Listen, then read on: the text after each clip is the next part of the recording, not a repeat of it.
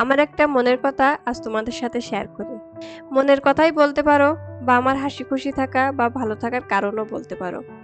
আমার মনের যেকোনো কষ্ট বা যেকোনো কথা সমস্তটাই কিন্তু আমি নিজের সাথে নিজে যুদ্ধ করে কাটানোর চেষ্টা করি। খুব কঠিন জানো তো নিজের সাথে নিজে যুদ্ধ করা। এটা যে কতটা কঠিন একটা কাজ যারা করতে জানে তারাই জানে। তবে এই কঠিন কাজগুলো যদি তুমি ১ বার ২ বার করে ফেলতে পারো, তুমি নিজেই নিজের কষ্টগুলোকে সবথেকে সহজে লাঘব করতে পারবে।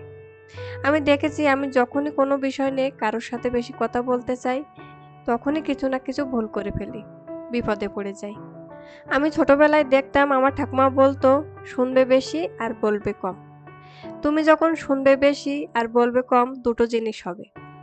একটা হলো লোকজন তোমাকে তাদের মনের কথা বলে আনন্দ পাবে।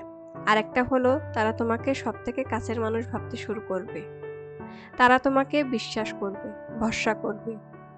যাকগে অনেকদিন পরে আজ একটু পাটিসাপটা পিঠা বানিয়েছিলাম।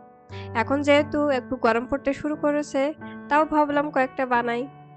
পিঠা খাওয়ার জন্য আমি কিন্তু শীতকালের অপেক্ষা করি না। যেকোনো দিন যেকোনো সময় ইচ্ছা হলেই আমি এই পিঠা বানিয়ে ফেলি।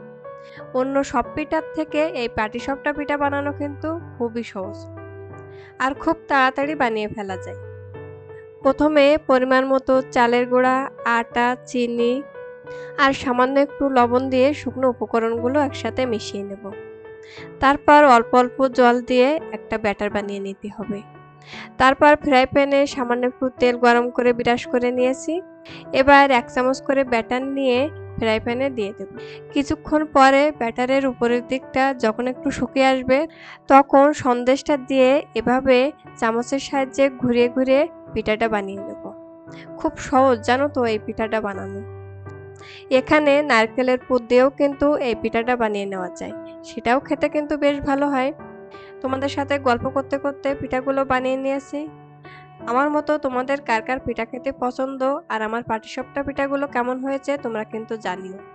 তোমরা সকলে ভালো থেকো, সুস্থ থেকো আর নিজেদের খেয়াল রেখো, কেমন?